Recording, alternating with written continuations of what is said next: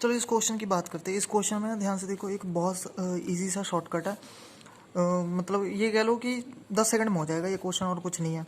ठीक है, हमें क्या करना है, इस शेडेड फिगर का एरिया निकालना है। ठीक है, तो ध्यान से देखो, अगर इसकी साइड दे रखी है a, side of square is a, ठीक है, तो इसका एरिया कैसे निकालते हैं ध्यान से समझना, ध्यान से देखना इस बात को। अगर सपोज करो मैं इस पॉइंट को ए नाम दे देता हूँ, और इस पॉइंट को बी, और इस पॉइंट को सी, और इस पॉइंट को डी, तो मैं ये कह सकता हूँ ए बी सी। ए बी सी एक क्या है, क्वार्टर सर्कल है। ऐसा मैं ये कह सकता हूँ। ए बी सी नीचे वाली डायग्राम में ध्यान से देखना, ए बी सी एक क्वार्टर सर्कल है। क्लियर? तो ए बी सी एक क्वार्टर सर्कल है, जैसा कि ऊपर वाली फिगर में दिख रहा है। अगर मैं इस ए और सी को ज्वाइन करवा दूं, तो मैं ये कह सकता हूँ कि ए सी एक डायगोनल हो गया स्क्वायर का। ए सी जो है वो स्क्वायर का क्या हो गया। अगर मैं यहाँ पे भी एक मतलब हल्का सा ड्रॉ कर दूं, ए सी क्या है, स्क्वायर का डायगोनल है। तो ध्यान से देखो, इधर वाला ये वाला पोर्शन, ये आधा लीफ हो गया, आधा पत्ता। ठीक है, मतलब ये हाफ साइड होगी। मतलब इस डायगोनल ने क्या किया, इस लीफ को दो इक्वल पार्ट में डिवाइड कर दिया। ठीक है, ये आधा इस तरफ, आधा इस तरफ। ठीक है, तो ध्यान से देखो, तो क्या हो जाएगा, ध्यान से देखना। अगर मैं इस क्वार्टर सर्कल में से, अगर मैं इस A B C quarter circle में से ये ट्रायंगल का एरिया हटा दूं, अगर मैं क्वार्टर सर्कल में से ट्रायंगल का एरिया हटा दूं, तो लीफ का एरिया आ जाएगा। ठीक है, आधे वाले ऊपर वाले लीफ का एरिया आ जाएगा। ठीक है, एरिया आ जाएगा। ठीक है, तो इस वाले शेडेड पोर्शन के एरिया के लिए हम क्या करेंगे, एरिया ऑफ क्वार्टर सर्कल। अब स्क्वायर की साइड कितनी दे रखी है, ए, तो मैं ये कह सकता हूँ कि सर्कल का रेडियस कितना हो जाएगा, ए, क्योंकि ये रेडियस हो जाएगा। ठीक है, तो क्वार्टर सर्कल का एरिया क्या हो जाएगा, पाई आर स्क्वायर बाय 4। इसका हो जाएगा पाई आर स्क्वायर, माइनस करेंगे एरिया ऑफ ट्रायंगल क्या हो जाएगा, ये राइट एंगल ट्रायंगल है, यहाँ पे 90 डिग्री का एंगल बन रहा है। ठीक है, तो ये हाफ बेस इंटू एल्टीट्यूड हो जाएगा, मतलब हाफ बेस इंटू एल्टीट्यूड, मतलब ये हो जाएगा pi r square by 4 minus a square by 2। ठीक है, आर की वैल्यू ए पुट कर देते हैं, ये हो जाएगा, पाई की वैल्यू 22/7 पुट कर देते हैं, और आर की वैल्यू ए पुट कर देते हैं, ए स्क्वायर बाय 2।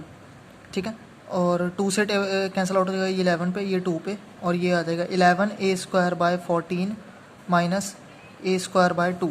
तो 14 एलसीएम ले लेता हूँ मैं, तो ये 14 एलसीएम लिया, 11 a square minus 7 A square, ये आ जाएगा 11 माइनस 7, 4 ए स्क्वायर बाय 14, 2 पे जाएगा 2/7 ए स्क्वायर। ठीक है, 2/7 ए स्क्वायर, ये आधे पत्ते का आया है। फुल लीफ का कितना आ जाएगा, एरिया ऑफ फुल लीफ क्या आ जाएगा, डबल ऑफ 2/7 ए स्क्वायर, मतलब क्या आ जाएगा 4/7 ए स्क्वायर। अब ध्यान से देखो, ये पूरे पत्ते का एरिया आ गया।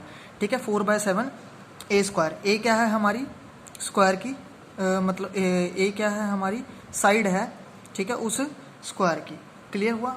तो अब आप इस बात को ऐसे समझो कि अगर मान लो किसी डायग्राम में एक पत्ता बना होगा तो ये इतना रहेगा, 2 पत्ता बना रहेगा तो इसका डबल हो जाएगा, 3 पत्ते बने रहेंगे तो इसका 4 गुना हो जाएगा, और ए क्या है उस स्क्वायर की साइड है। बस आपको इतना सा याद रखना है, 4/7 ए स्क्वायर।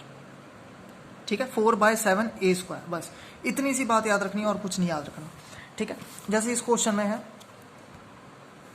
इस क्वेश्चन में ध्यान से देखो, स्क्वायर की साइड कितनी गिवन है, 10 सेंटीमीटर गिवन है, और हमें शेडेड एरिया का मतलब वो बताना है, शेडेड रीजन का एरिया बताना है।